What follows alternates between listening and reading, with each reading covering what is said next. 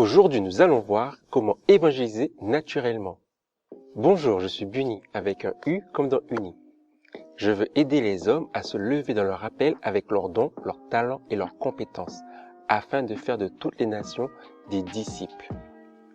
La semaine dernière, sur le compte Instagram de Leader Debout, j'ai partagé un post parlant de évangéliser naturellement avec la méthode APPEL.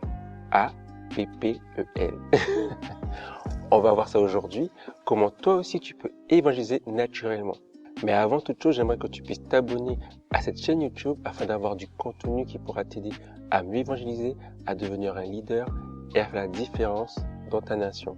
J'ai développé cette méthode au fil des années parce que je n'étais pas du genre à aller dans la rue pour évangéliser et je voulais quand même gagner des âmes pour Christ. Et vraiment, comme j'expliquais dans ma première vidéo de présentation, ce qui a permis de faire la différence, c'est quand j'ai vu comment Jésus lui-même évangélisait dans la Bible. Dans la Bible, il utilise la méthode spirituelle, surnaturelle et la méthode relationnelle. Dans la méthode surnaturelle, il y a toujours les dons extraordinaires qui sont impliqués. Il fait des miracles, donne des paroles de connaissance, des paroles de prophétie. Dans la méthode relationnelle, il va passer du temps avec les gens, il va discuter, déjeuner avec eux. Et moi, vraiment, je me suis vraiment reconnu dans la méthode relationnelle. J'aime beaucoup être avec mes amis, beaucoup discuter avec eux de tous les sujets, que ce soit film, ciné, parfois politique, mais bon, c'est pas mon truc. Mais j'aime beaucoup tout ce qui est sport, manga. Et donc, on pouvait vraiment discuter. Et au travers de ces échanges-là, on a pu vraiment aller vers Christ aussi. Et donc, ça m'est venu naturellement. Et c'est vraiment ce que je t'invite à faire, c'est pouvoir évangéliser naturellement. Comme tu as pu voir dans la vidéo, faire des nations des disciples. Si tu es un disciple, tu fais des disciples. C'est vraiment, un disciple, c'est avant tout être. Et moi, je voulais vraiment quelque chose dans lequel je pouvais être moi-même et faire la différence pour Jésus. Et c'est comme ça qu'est venue petit à petit la méthode APPEL. Elle s'appelait pas comme ça à l'époque, mais je l'ai structurée pour pouvoir la partager plus facilement autour de moi et avec toi aujourd'hui. Donc, on va commencer avec le A de APPEL qui tient pour amour. Lisons ce que j'avais mis sur le post. Parce que nous aimons, nous exprimons le fruit de l'esprit. Nous agissons, nous sommes présents, disponibles, nous pardonnons, nous sommes malléables, nous respectons le fait que les personnes en face de nous ne veuillent pas parler de Jésus. Et en fait, moi, ce qui s'est passé par rapport à ça, c'est que il y avait des amis autour de moi où j'assistais pour dire « Tu sais que Jésus t'aime, tu sais qu'il peut changer ta vie ?» Et les gens ne comprenaient pas, ils me disaient « Mais moi, je suis catholique, j'aime Jésus déjà, qu'est-ce que tu me dis? Moi, je sais que je sers Dieu, que je vais être sauvé. » Et moi, je voulais vraiment qu'ils puissent comprendre la différence entre servir Jésus par les œuvres et vraiment être sauvé parce que on a remis notre vie à Christ, en fait, qu'on a choisi de suivre Jésus par la foi. Et j'insistais. Et en fait, en discutant avec un grand frère spirituel, il m'expliquait que tant que la personne en face de toi n'est pas prête à entendre parler de Jésus, le simple fait de lui dire que Jésus l'aime est une insulte en fait. Parce que Jésus n'a aucune valeur dans son système de valeurs à elle, n'a aucune importance dans sa vie en fait. Donc le fait de dire que Jésus l'aime n'est pas suffisant. Je dois moi-même être amour afin de pouvoir lui faire comprendre que Jésus l'aime. Et c'est de là que vient le fait de, avant toute chose, pour agir envers mes amis, envers les personnes qui sont autour de moi, je dois avant tout les aimer. Et dans la Bible, tu peux le voir aussi que Jésus, à chaque fois qu'il a fait un miracle, plusieurs fois quand il a fait un miracle, il a dit, c'est écrit, ému de compassion, Jésus a. Ému de compassion. Vraiment, c'est motivé par l'amour, bouleversé par l'amour que Jésus agissait. Parce que ému de compassion, la traduction littérale, c'est bouleversé dans ses entrailles, Jésus a fait en fait. Et donc vraiment, si on veut faire la différence, c'est vraiment de pouvoir le faire avant toute chose par amour. Parce que nous aimons, nous agissons. Parce que nous aimons, nous manifestons le fruit de l'esprit. Et je le détaille dans une vidéo précédente. Donc je la mettrai en lien pour que tu puisses aller la voir aussi. Et donc la première lettre, c'est pour amour. Parce que nous avons de l'amour, nous allons vers les personnes qui sont autour de nous pour leur partager Jésus et nous respectons le fait qu'ils ne veulent pas entendre parler de Jésus à ce moment-là. Donc on doit juste être présent. Et donc là, pour pouvoir tenir bon alors qu'ils ne veulent pas entendre parler de Jésus, nous devons prier. C'est la suite. Lisons. Nous prions pour grandir dans l'amour, être inspiré par l'Esprit, voir des miracles, manifester le caractère de Christ, connaître notre nation personnelle, exprimer nos dons, nos talents et nos compétences. J'insiste encore dans l'amour parce que c'est vraiment ce qui va nous permettre de bouger. C'est notre moteur. C'est ce qui brûle en nous pour aller vers l'autre, pour que sa vie soit changée au nom de Jésus. Donc il faut demander de l'aide à Dieu, au Saint-Esprit, pour nous aider à grandir dans l'amour. Être inspiré, parce que les paroles de connaissance, les paroles de prophétie sont toujours utiles pour changer des vies. Même si on est là dans le relationnel, l'Esprit peut agir en fait. Être inspiré aussi pour être créatif, pour savoir à quel moment inviter, à quel moment aller, à quel moment appeler. L'Esprit peut nous guider dans ce genre de choses-là, parce que lui, il voit toutes choses. Il est avec nous pour nous aider, pour nous conduire. Voir des miracles, parce que même si j'insiste sur la partie surnaturelle, mais de le relationnel, on peut voir des miracles. On peut prier pour que nos amis aient leur diplôme. On peut prier pour que leur famille soit guérie. On peut agir dans ce sens-là. On va être la personne la plus proche d'elle qui connaisse Jésus, en fait. Donc, on doit aussi nous tenir à la brèche pour ces personnes-là, pour les personnes qui nous tiennent à cœur, afin d'être vraiment ce modèle spirituel, en fait. Donc, vraiment, on veut voir des miracles dans la vie de ceux qui nous entourent. Manifester le caractère de Christ, ça revient à l'amour, mais j'insiste par rapport au fruit de l'esprit. Donc, vraiment, je continue encore avec ce point-là, parce que quand on voit notre caractère, les gens se disent qu'on est différent. Et ils doivent demander pourquoi nous sommes différents.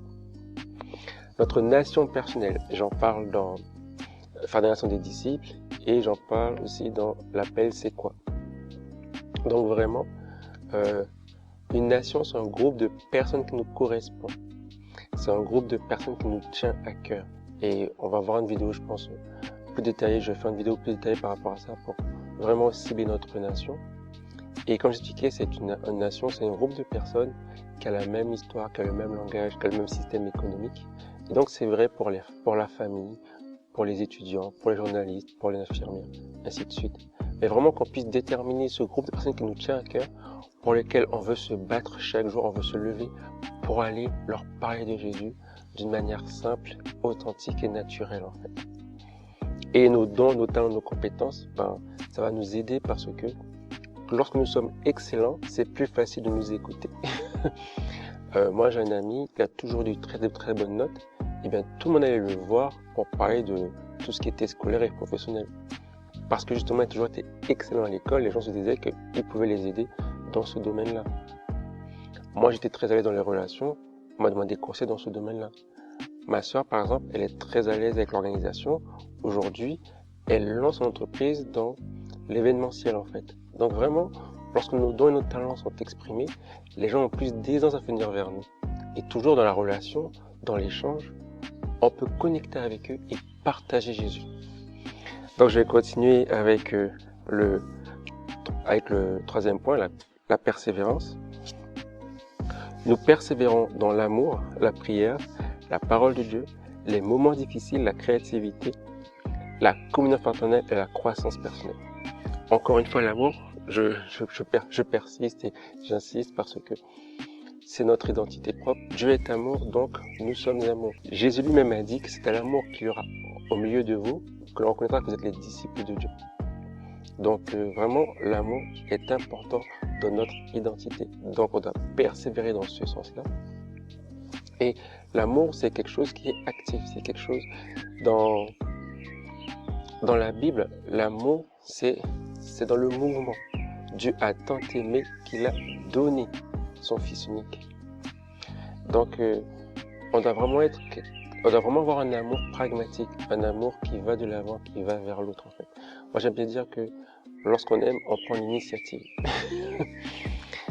Donc, on persévère dans la prière parce que Jésus l'a dit lui-même, avec par exemple la parabole du juge inique, que lorsque nous incitons à la prière, Dieu peut vraiment nous aider à nous rendre justice, mais aussi il nous invite à persister, à insister dans la prière.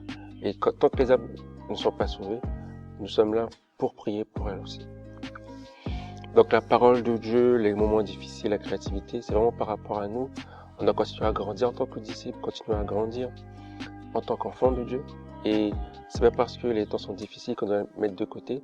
Moi, je peux en parler clairement parce que je sais que parfois, je lis pas facilement ma Bible, mais à chaque fois que je lis ma Bible, j'apprends quelque chose. Donc, ça me motive à lire, à aller plus loin, à voir comment Dieu agit dans la parole, à voir comment il peut transformer ma vie aussi.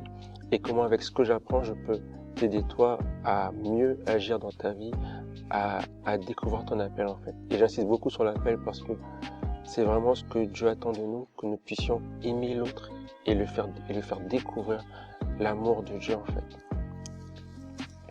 Il y a la communion fraternelle et la croissance personnelle. Dans ces temps de confinement, on peut voir combien le fait d'avoir des frères et sœurs qui connectent avec nous, qui nous appellent, et qui peuvent avoir des nouvelles sur WhatsApp ou par Skype, ça fait du bien parce qu'il y a des gens qui sont totalement isolés. Et si on peut faire la même chose avec les personnes que nous aimons, être au téléphone, avoir des visios, eh bien, ils peuvent voir vraiment qu'on tient à elles, qu'on tient à eux, et que c'est pas quelque chose que tout le monde fait. Et parce qu'il y a cet amour, il y a cet entretien-là entre les enfants de Dieu et que nous, on prend le temps d'aller vers nos amis qui sont dans le monde, ben, ils voient vraiment que c'est une attitude différente. Donc vraiment, la communion fraternelle, c'est toujours positif. Ça, c'est un truc que je kiffe toujours. La communion fraternelle, c'est toujours positif. Que quelqu'un me dise amen dans les commentaires. Tu peux mettre des flammes si tu veux. Moi, je kiffe la communion fraternelle. Et on va continuer avec l'écoute. Nous écoutons pour mieux aimer, mieux comprendre, mieux prier, mieux entendre l'esprit, mieux connecter, mieux voir, mieux parler. Moi, ça m'est arrivé parce que justement, j'étais toujours le plus motivé à ouvrir la bouche, à agir. Et parfois, j'écoutais, comme certains disent que parfois on écoute pour répondre. J'écoutais pour mieux argumenter, mieux répondre. Et de plus en plus, j'apprends à écouter pour mieux prendre soin, en fait. Parce que c'est pas toujours simple d'être la solution que la personne attend. Mais on peut le devenir si on prend le temps vraiment d'écouter. Et c'est peut-être pas moi la solution. Peut-être que je connais une autre personne qui peut apporter la solution. Et parce que j'aurais fait ce lien-là, ils pourront prendre le temps, comme il n'y aura plus ce souci-là qui les dérange, ils pourront prendre le temps qui a été libéré par ce souci pour rencontrer Jésus. Après, c'est un raccourci facile, mais moi j'aime me dire que j'aime beaucoup la parabole de la bonne terre. Il y a des terres qui avaient des ronces, qui avaient des pierres, et Dieu dans la Bible il nous dit d'aplaner les sentiers. Et moi je pense beaucoup que on doit préparer les terres pour qu'elles soient des bonnes terres. Donc on doit retirer les roches, on doit retirer les ronces, on doit les retirer du bord du chemin, les ramener au l'endroit où il y a la bonne terre. Et je pense vraiment qu'on a ce travail à faire aussi d'aplaner les sentiers, de préparer les terres, de labourer afin que, même si c'est pas moi qui sème la parole de Dieu, parce que j'aurais fait ce travail de retirer les soucis, de retirer les problèmes, d'avoir mis en connexion des personnes qui peuvent les aider, au moment où la parole sera semée, ça trouvera une terre favorable en fait. Donc vraiment, j'aime beaucoup cette idée de pouvoir vraiment écouter, répondre aux problèmes, répondre aux soucis, prier de manière précise pour que lorsque la parole est semée, elle puisse fleurir immédiatement. Donc, je t'invite à aller voir le post qui est bien détaillé, je pense, et tu verras que parfois on écoute, mais pour mieux argumenter, alors que parfois il faut juste écouter pour mieux servir et mieux prendre soin. Et pour finir, nous devons lâcher prise. Nous lâchons prise car Jésus nous aime. Jésus les aime bien plus que nous. Jésus est avec nous. Jésus combat pour nous. Jésus prie pour nous. Jésus croit en nous. Et Jésus est le Tout-Puissant. Vraiment, dans tout ce que l'on fait, on doit se rappeler que Dieu, Jésus, le Saint-Esprit, il est Tout-Puissant. Tout-Puissant parce que on pense que c'est parce que nous faisons que les choses vont changer. Il y a notre part à faire, mais il ne faut pas oublier que Dieu est Tout-Puissant, que Jésus est Tout-Puissant. Jésus combat pour nous, Jésus prie pour nous, il est avec nous et il veut leur âme bien plus que nous. Donc nous, on doit faire notre part, mais vraiment on doit rester dans cette liberté que on doit rester dans cette liberté que Dieu veut plus que nous en fait, que les vies soient changées en fait. on doit se rappeler que Dieu veut plus que nous que les vies soient changées. Donc, j'espère vraiment que ça pourra t'aider à avoir la meilleure attitude possible pour évangéliser. Parce que pour moi, on peut commencer à évangéliser même lorsqu'on ne connaît pas son appel personnel, sa mission, sa nation. Même si on ne le connaît pas, on peut déjà partager l'amour de Christ parce que Jésus est en nous en fait. Et parce qu'il est en nous, on peut avoir son caractère qui va toucher les cœurs, qui va toucher les vies et permettre la question pourquoi. Parce que pour moi, tout ça, l'objectif c'est de pouvoir amener la personne en face de moi à se demander pourquoi tu prends ton temps avec moi, pourquoi tu m'aimes, pourquoi tu veux m'aider, pourquoi. Et lorsque le pourquoi est assez fort, moi je crois sincèrement que la personne est prête à entendre que Jésus l'aime. Parce que tant qu'il n'y a pas de pourquoi, tant que c'est normal, tant qu'il y a rien d'extraordinaire dans ce que je fais, la vie est simple, il n'y a pas de souci. Mais lorsque j'apporte une solution et que je demande pourquoi c'est moi qui l'apporte, pourquoi c'est moi qui ai pu la trouver, moi je peux lui répondre que c'est pas que moi en fait. Ce n'est pas que mon attitude, c'est parce que Jésus est avec moi, c'est parce que j'ai son Saint-Esprit que je peux répondre. Et que toi aussi, tu peux l'avoir en fait. Toi aussi, tu peux connecter directement avec Dieu si tu le décides maintenant. Et souvent, on veut parler de Dieu, de Jésus, avant que la personne soit prête à entendre pourquoi en fait. Afin qu'elle soit prête à connecter réellement avec Dieu. Donc, c'est plutôt la terre du bord du chemin. Elle entend et dit, ouais, c'est intéressant, mais ça prendra jamais racine parce que la terre est trop dure. Il n'y a pas encore assez de réflexion, assez de remise en question pour pouvoir comprendre que Jésus l'aime et que Jésus a donné sa vie pour la sauver de l'enfer. Et donc, j'espère que cette méthode pourra t'aider. La méthode appel, amour, prière, persévérance, écoute et lâcher prise. Pour que tu aies le meilleur caractère, mais la meilleure attitude pour que ton entourage puisse venir à Christ. En tout cas, moi, avec ces outils-là, j'ai pu voir vraiment des amis venir à moi. Il y a un ami, je le connaissais depuis la Guyane, depuis l'âge de mes 13 ans. Et il est venu à Christ, il a pris son baptême. Je rappelle bien de l'année, c'était en 2014, fin 2014 ou début 2015. Donc c'était genre 10 ans, 13 ans plus tard quoi. par rapport au moment où je le connaissais. Et quand tu as goûté à ça en fait, quand tu as goûté d'avoir vu un ami, une amie à toi, avec lequel tu aimes passer du temps, avec lequel tu aimes échanger, discuter, qui était juste ton ami parce que vous connectiez au niveau de vos passions, de vos études. Quand tu vois cette personne-là qui devient ton frère, ta sœur en Christ, quand tu as goûté à ça, tu veux que tous tes amis viennent à Christ en fait. Quand tu vois que son langage change, son attitude change, ses envies changent, ses ambitions changent. Tu veux voir ça partout. Et avec ça, j'ai pu voir vraiment des amis que je connais depuis la Guyane, que j'ai découvert, que j'ai rencontrés en France, venir à Christ. Et je sais que tout le monde peut le faire, vraiment.